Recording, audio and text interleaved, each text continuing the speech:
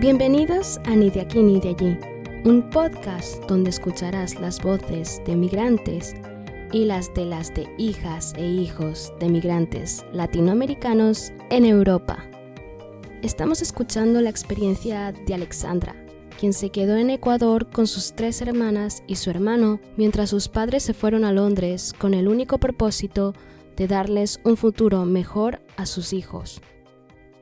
En palabras de Alexandra, la migración fue un fenómeno que fragmentó familias y marcó a sus hijos. Esta es mi perspectiva, que busca una reconciliación con la niña de aquellos días. Quiero poner en la mesa una conversación que quedó pendiente.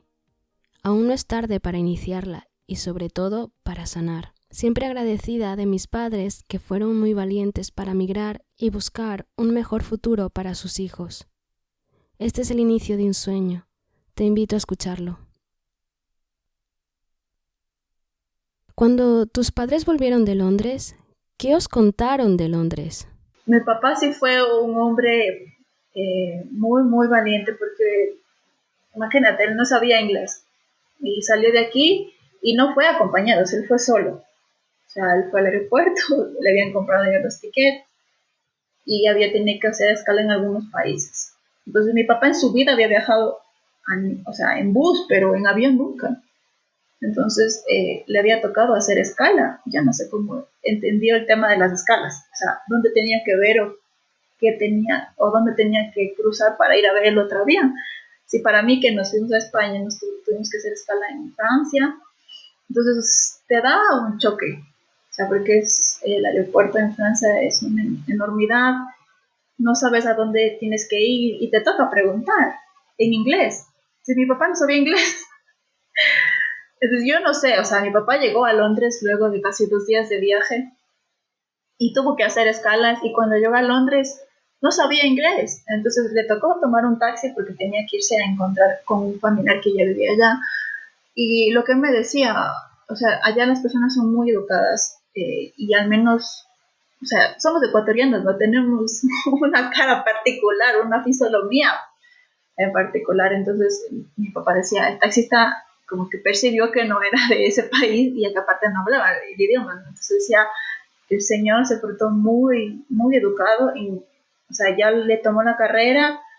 eh, eh, Él no sabía, él nos decía que en una de esas escalas que tenía que hacer, es como que tenía que salir de un aeropuerto, no me acuerdo en qué país era, o sea, salir de ese aeropuerto, ir a otro aeropuerto que estaba como que en otra ciudad. Y él en ese país no sabía hablar inglés, ni él, creo que, no me acuerdo si era en Francia o, creo que era en Francia igual. Entonces él tenía que salir, tomar un taxi, ir al otro aeropuerto y de ahí tomar el otro vuelo para Londres. Entonces él no sabía cómo decirle que le lleve al aeropuerto con ese nombre. Entonces dice que había tomado una servilleta y una cafetería, había dibujado un avión y había puesto el nombre del aeropuerto. Entonces le había enseñado al señor para que le lleve allá y le llevó. Tomó la escala y fue a Londres. En Londres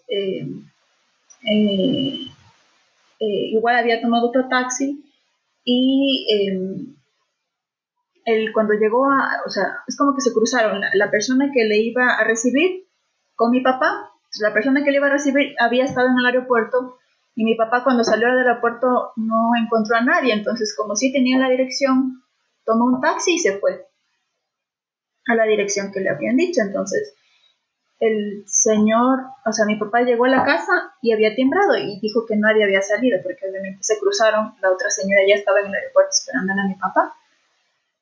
Entonces el taxista se había quedado con él, esperándole a que le reciba.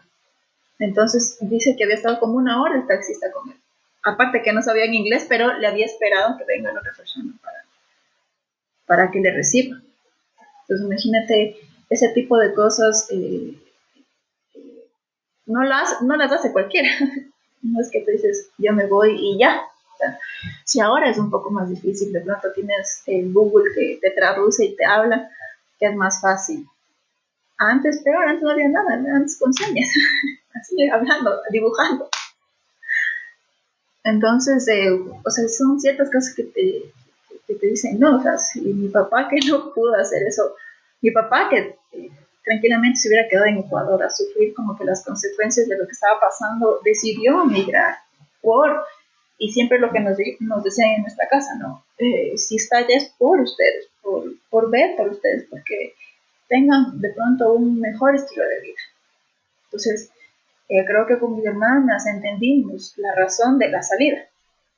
Al final, ¿tus padres aprendieron inglés? No, te voy a decir que no aprendieron inglés. Mi papá trabajó siempre en cocina, la mayor parte de su tiempo, entonces, o en horarios nocturnos. Entonces nunca tenía como que contacto con personas que hablen inglés, pero sí contacto con personas que hablan otros idiomas. Porque mi papá hablaba muy bien portugués, italiano, obviamente el español y creo que polaco, porque son como que los idiomas de los migrantes allá. Entonces luego ya cuando comenzó a trabajar en cocina, hablaba con más italianos y portugueses. Entonces él llegó a ser jefe de cocina. Entonces, para poderles instruir a las personas que trabajaban con él y a los meseros, le tocaba hablar esos idiomas. Y él se quedó trabajando en un restaurante de italianos. Entonces, para poderse dirigir a los dueños del restaurante, aprendió italiano. Entonces, inglés, dice que fue a una escuela a estudiar inglés, pero dice, o sea, por el horario de trabajo que tenía, llegaba a clases y se dormía. Entonces dijo, no, está como, es para mí aparte ni lo necesito porque trabajo en otro entorno. Sabía palabras, obviamente, o sea, se podía dirigir y hablar, pero como que tener una conversación un poco más larga y eso no mucho, pero sí aprendí un poco. ¿En qué trabajó tu madre? Mi mamá trabajó en limpieza y luego ya cuando mi papá fue jefe de cocina, mi papá le llevó a trabajar con ella. Entonces ella era como su asistente, entonces trabajaba con él. Entonces igual mi mamá no aprendió inglés un poco igual, pero no, como igual también se trabajaba con mi papá, entonces también sabía un poco de portugués e italiano. De todo lo que ellos vivieron en Londres y os contaron, ¿hubo algo que ellos viviesen allí que os sorprendiera a vosotras? Luego de que vinieron mis papás, nosotros tuvimos un accidente de tránsito. Como decirte, llegaron, no sé, en abril y a los pocos meses, unos 6 meses luego, eh, nosotros tuvimos un accidente de tránsito, o sea, mis hermanas y mi mamá, porque estábamos en el mismo auto.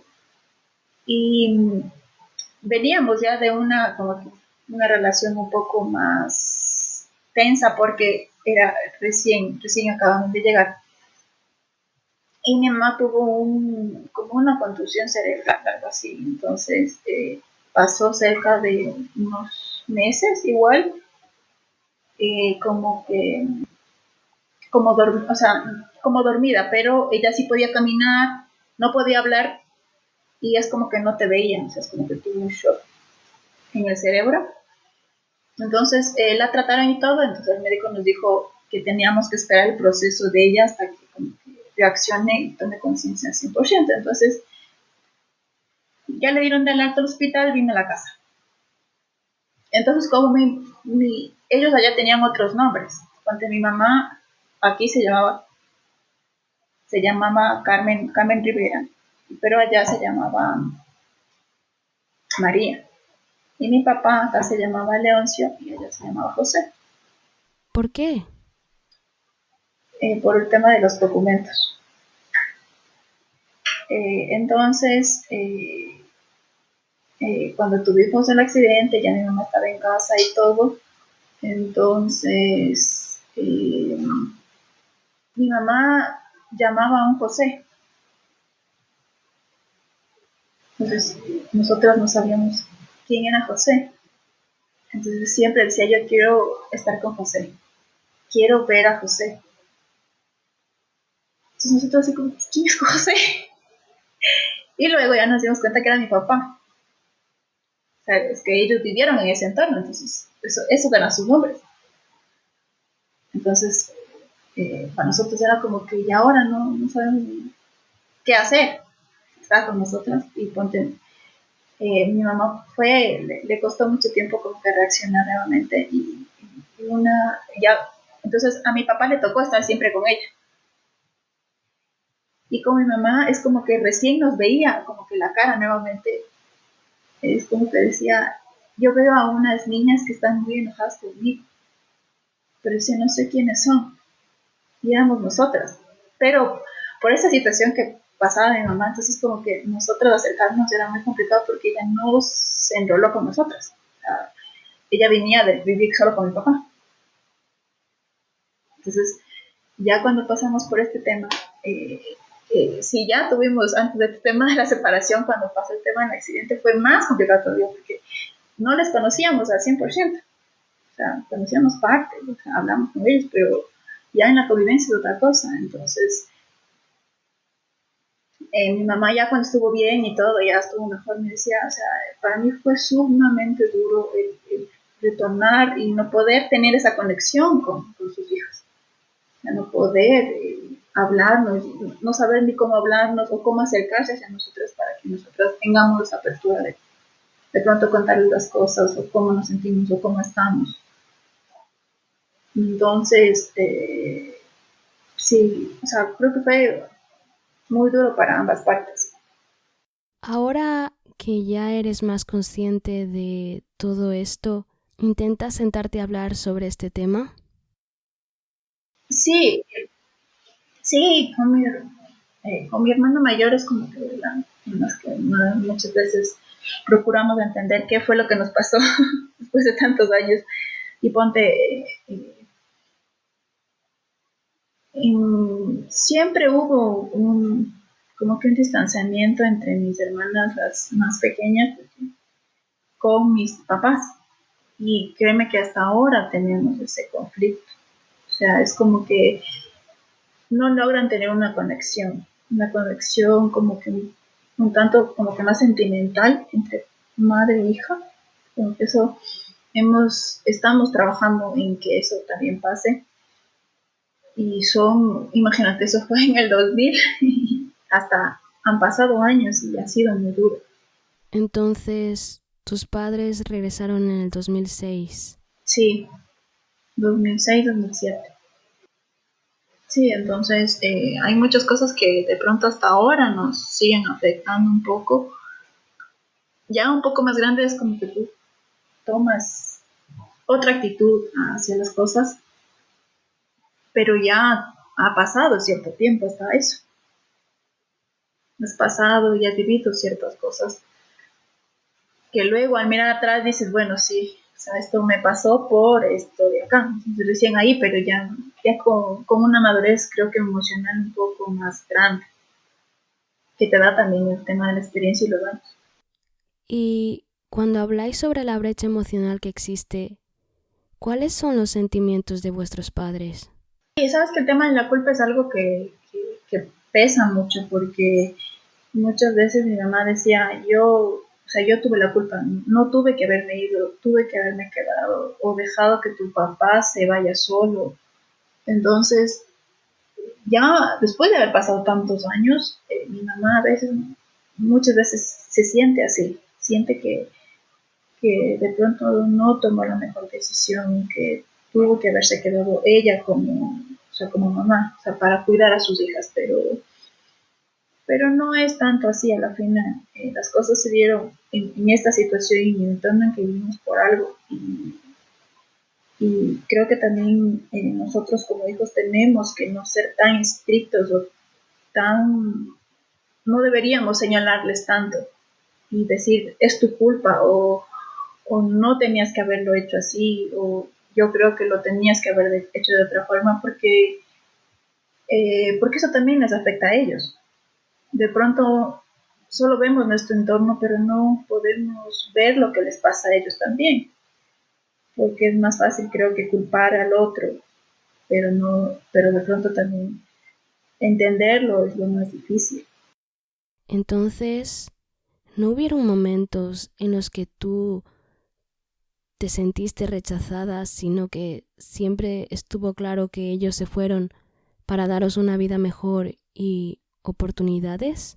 Sí, creo que cuando estuvimos donde mi abuelita, ella siempre nos decía eso, nos decía que nuestros papás nos querían mucho y de ese amor nacía el tema de la separación, ¿no? Que buscaban un mejor futuro para nosotras, que teníamos que entender la situación. Y creo que como percepción, sí, al inicio obviamente te enojas, me dices, ¿por qué nos abandonaron? ¿Por qué se fueron? Pero luego ya con el tiempo y conforme te van diciendo las cosas, tú también vas entendiendo y vas diciendo, bueno, sí, o sea, también qué futuro me esperaba, o sea, qué iba a ser mi vida de si no hubiera pasado esto, cómo hubieran cambiado las cosas y logras entender el objetivo de lo que te está pasando.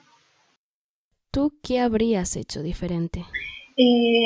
Yo creo que ellos tengan una mejor comunicación con nosotros.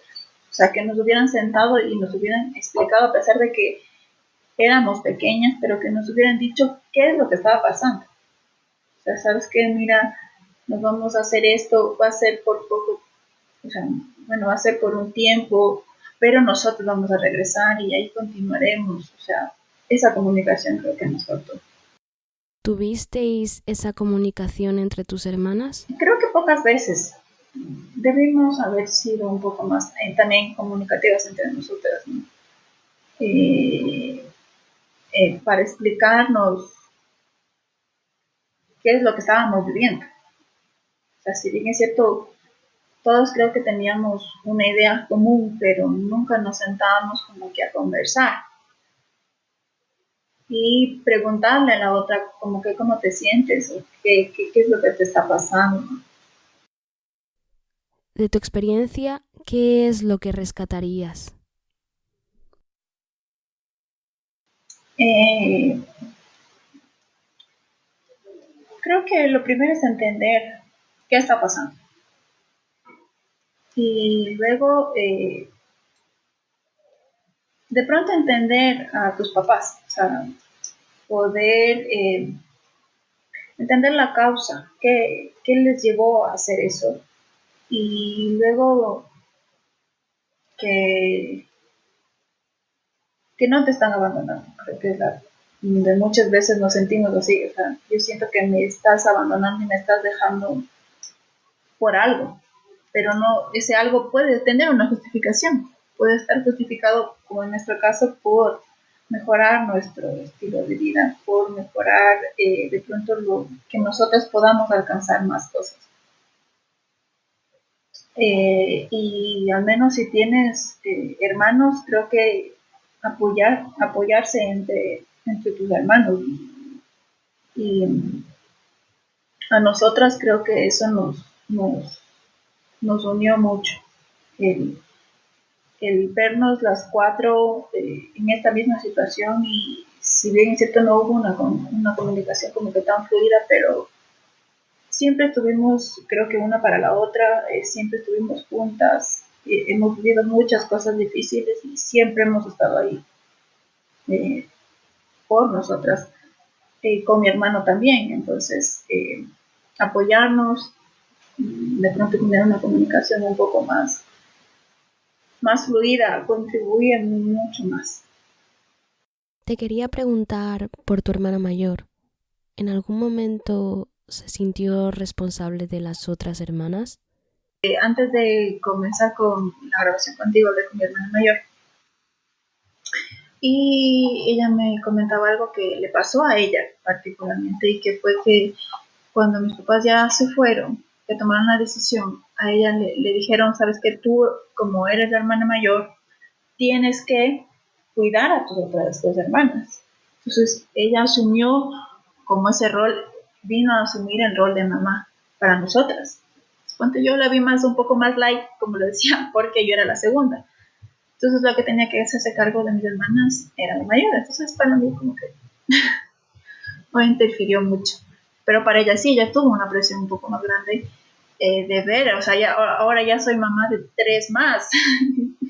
Entonces, ella me contaba, me decía, para mí fue muy duro ese choque y ella tuvo una conexión como que súper fuerte con mi hermana, la última, porque ella se quedó bien pequeña. Entonces, en toda esta transición, ya cuando vinieron mis papás, mi hermana al poco tiempo quedó embarazada y se casó y se fue de la casa. Entonces, ella me decía, lo más duro de esa transición fue dejar a mi hermana, la pequeña, porque ella la asumió como su hija. Entonces decía yo, me sentí incluso culpable de dejarla a Carla porque sentía que le estaba abandonando. Y es como que otra vez ese tipo de cosas te afectan psicológicamente y afectan tu vida también. Y tienes un choque emocional. Tú pierdes tu tiempo de disfrute, o sea, de hacer las cosas que hacía una adolescente normal. O sea, de una niña que tiene que irse con sus amiguitas a una salida, que tiene que hacer cosas de su edad para tomar un rol de mucha mayor responsabilidad.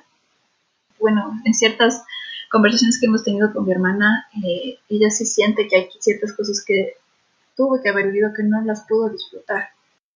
¿Y tu hermana pequeña, cómo se sintió cuando tu hermana se fue?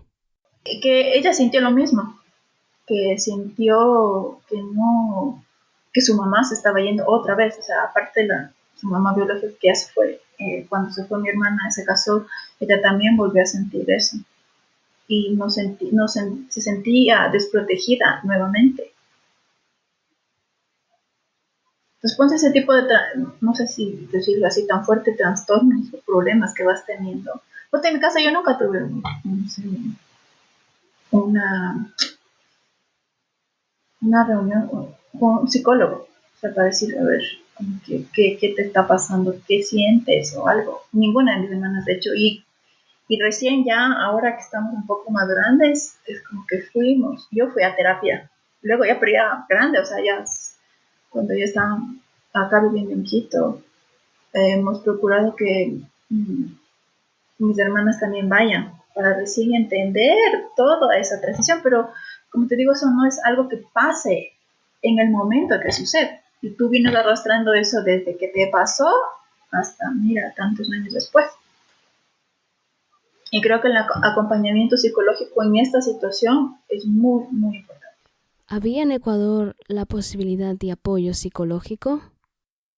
No, no, o sea, no, nunca, yo nunca en mi vida, cuando estuve en la escuela, en el colegio, nunca fui a un psicólogo, a pesar de que estaba en ese entorno, incluso yo estaba en un colegio religioso, pero nunca me acerqué, ponte al psicólogo a que me digan, a ver, ¿qué te pasa en tu entorno familiar? ¿Qué te sucede? O que ponte de la escuela ya viendo que vivimos o venimos ya de este entorno que es de migración, nos hayan acompañado, hayan dicho,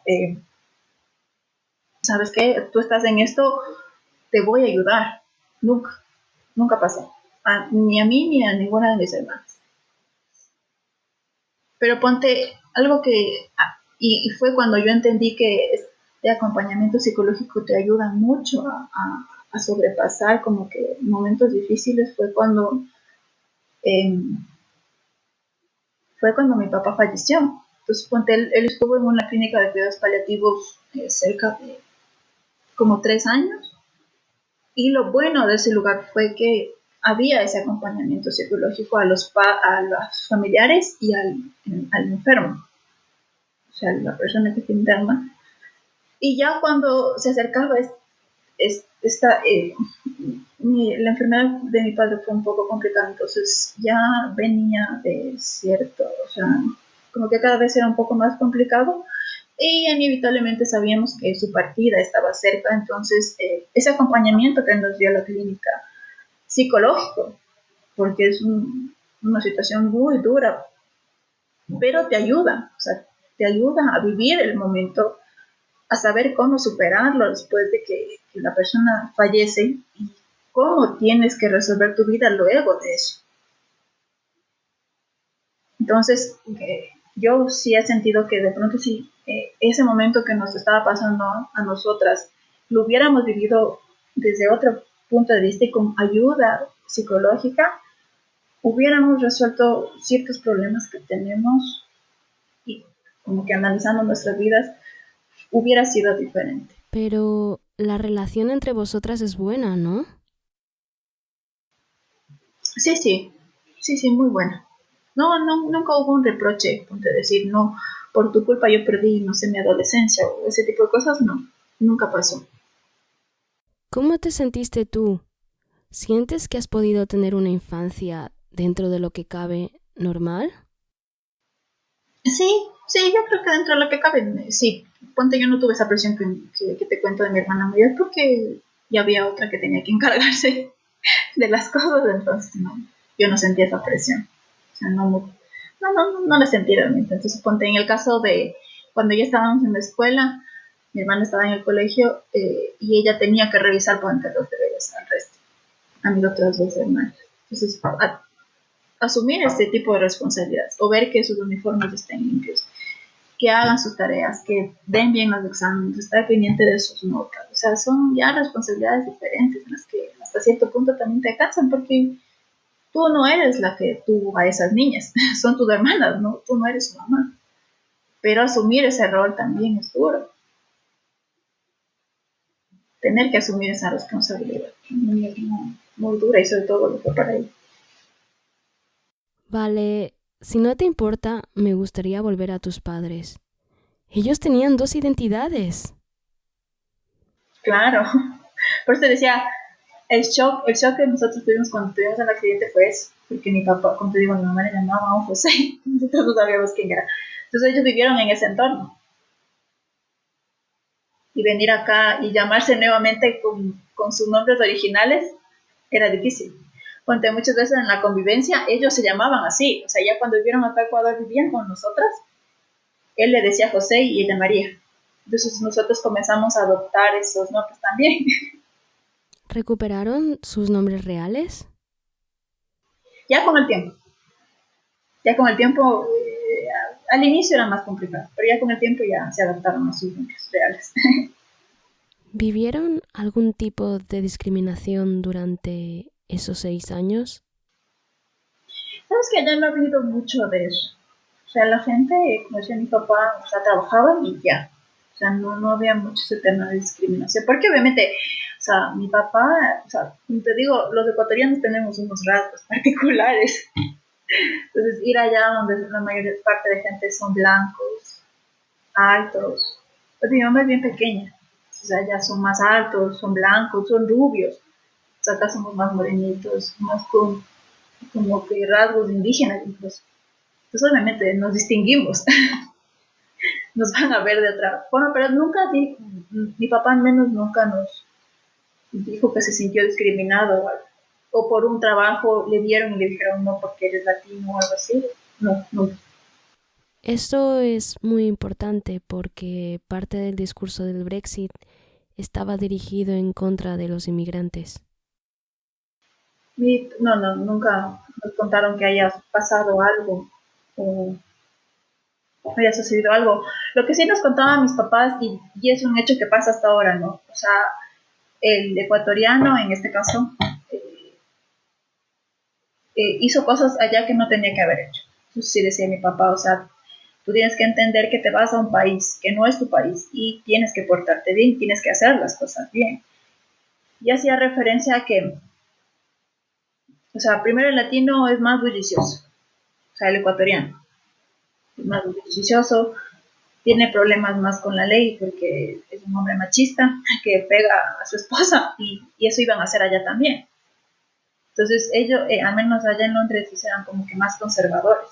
O sea, no les gustaba ese tema de la bulla, tenías que portarte bien. Y mucha gente que es como que les deportaban era por eso.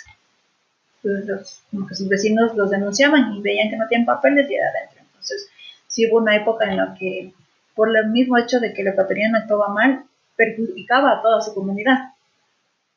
Ponte igual, había como que personas que ya sabían que iban a retornar y sacaban préstamos, porque mi papá decía, ya es como que muy fácil que te otorguen un préstamo, y decían, ya sabían que iban a retornar, y pedían el préstamo, les daba y retornaban. Y obviamente como había esa dualidad de los nombres, regresaban con el pasaporte ecuatoriano, que en esa época es como que no había mucho control. Y venían estafando allá también. Entonces decía, eso de pronto al que regresa no le afecta, pero al entorno que se queda le afecta mucho. O sea, si tú vas a migrar, tienes que hacerlo bien, o sea, comportarte en el país conforme a las normas que rige ese país y respetar las cosas que ellos te impongan y actuar bien, o sea, en definitiva actuar bien. Sé que es una forma muy extraña de acabar esta entrevista, pero nosotras somos los sueños de nuestros padres. Me gustaría saber de qué forma se materializaron los sueños de tus padres contigo. Así que te voy a preguntar un poquito sobre ti. ¿Qué estudiaste en la universidad y a qué te dedicas? ¿Qué me dedico? Yo estudié en la universidad en Riobamba, allá me quedé. Estudié ingeniería en marketing y luego, ya cuando me gradué, uno de mis tíos tenía una empresa acá en Quito y me invitó a trabajar allá, así que, de Riobamba vine a vivir acá a Quito. Y acá ya comencé a trabajar, pero me enrolé más en el área de recursos humanos. Y ahí trabajé casi 8 años, desde que me gradué hasta ahora. ¿Por qué el interés por el podcasting? ¿Por qué? Porque yo estoy enrolada en el área de recursos humanos y este año terminé mi maestría.